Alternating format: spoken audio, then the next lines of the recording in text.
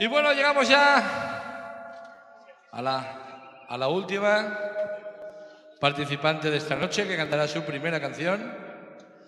Cristina, que nos va a cantar una canción de Rocío Jurado que se llama Punto de Partida.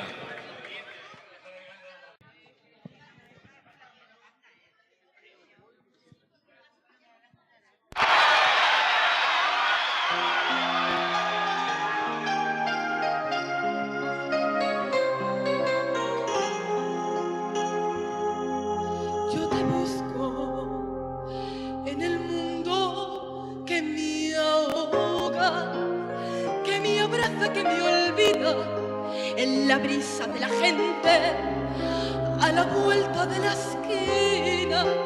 Y tú te escapas como el pez de las orillas, como el día de la noche, siempre cerca y no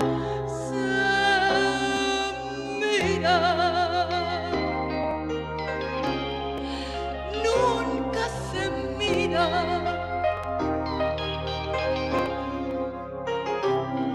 Y yo quisiera encontrarnos cara a cara, retomar desde la herida, atrevernos desde cero, sin reservas ni mentiras, y entregarse sin temores a la luz de un nuevo día,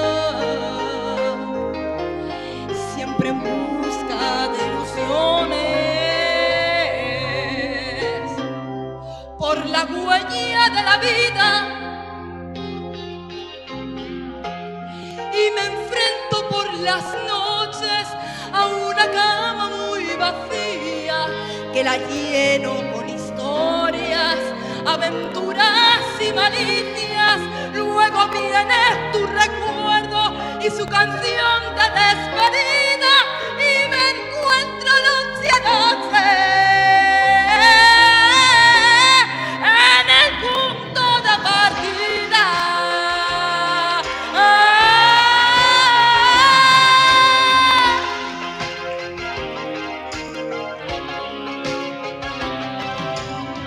Y yo me encuentro cada noche en este punto de partida, cada noche al mismo punto de partida. Yo me encuentro en este punto de partida.